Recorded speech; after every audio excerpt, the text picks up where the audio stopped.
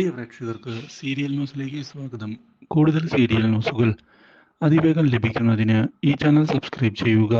Bell icon മറക്കാതെ click ചെയ്യുക. Video ഇഷ്ടമായി എങ്കിൽ ലൈക്ക് ചെയ്യാൻ മറക്കരുത്. ഇനി കമ്പനിയുടെ കാര്യത്തിൽ ഒരു തീരുമാനം ഞാൻ ഉണ്ടാക്കും. ആ കാര്യത്തിൽ ഒരു മാറ്റവുമില്ല. ഞാൻ കമ്പനിയുടെ കാര്യം മുന്നിലേക്ക് കൊണ്ടുപോയി വിജയിച്ചാൽ എന്ത് സമ്മാനമാണ് നീ എനിക്ക് നൽകുക? ഈ ചോദ്യം കേട്ടതിനെ തുടർന്ന് ഒരു നിമിഷത്തേക്ക് ഞെട്ടിപ്പോയിരിക്കുകയാണ് കൺമണി. ഇതോടെ ഒടുവിൽ കൃഷിനൊരു ഉമ്മ നൽകാം. എന്താ, അത് മതിയില്ലേ? ഇത് കേട്ടതിനെ തുടർന്ന് കൃഷിന് സന്തോഷമാവുകയാണ്. ഒന്നല്ല, രണ്ട്.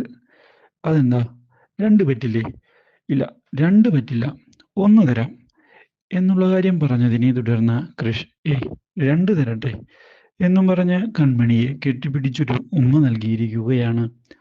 ഇതോടെ കൺമണി അവിടെ നിന്ന് ഒഴിഞ്ഞുമാറി ഓടി രക്ഷപ്പെടുന്നു. ഇതോടെ കൃഷും പിന്നാലെ ഓടുന്നുവെങ്കിലും ചെന്നുപെടുന്നത് കേണലിന്റെ മുന്നിലാണ്. ഇതോടെ എന്തു ചെയ്യും എന്നറിയാതെ ആകെ പകച്ചു പോകുന്ന കൃഷിനോട്, നിന്നോട് ഞാൻ പറഞ്ഞ കാര്യം ചെയ്തോ? കമ്പനിയുടെ കാര്യം നീ ഹാൻഡിൽ ചെയ്യാമെന്നൊക്കെ വെല്ലുവിളിച്ചതാണല്ലോ, എന്നിട്ടാണോ ഇങ്ങനെ നടക്കുന്നത്? അത് കേണലെ, ഞാനത് ശരിയാക്കാം. അതിന് സമയമുണ്ടല്ലോ. എന്ത് സമയമുണ്ടെന്ന്?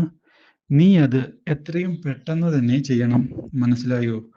അല്ലാതെ ഇങ്ങനെ ഒളിച്ച് കളിച്ച് നടക്കലല്ല വേണ്ടത്. ഞാൻ നിന്നെ ഒരു കാര്യം ഏൽപ്പിച്ചിട്ടുണ്ട്. അത് നീ കൃത്യമായി എനിക്ക് ചെയ്തു തരണം.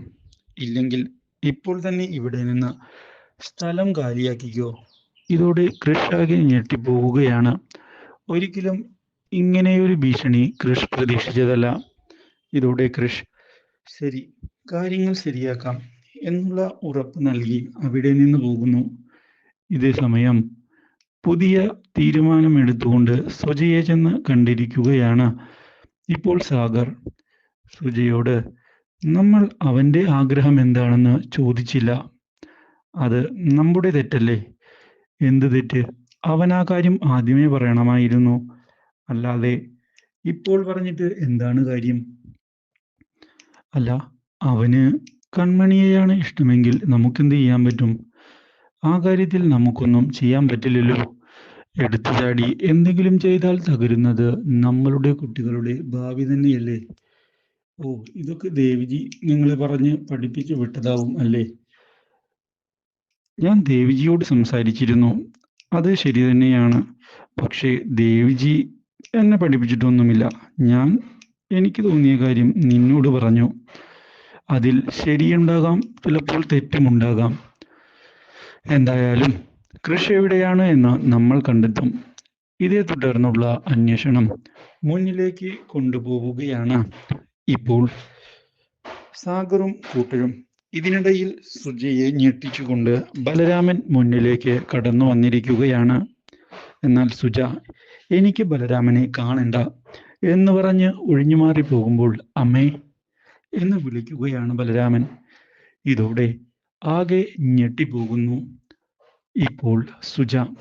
ഇതേ സമയം പുതിയൊരു നീക്കവുമായി മുന്നിലേക്ക് പോകുന്ന കൃഷ് ഒടുവിൽ സമരക്കാരുടെ നീക്കങ്ങൾ അംഗീകരിക്കുകയും കമ്പനി തുറപ്പിക്കുകയും ചെയ്തിരിക്കുകയാണ്. Do like, share and subscribe.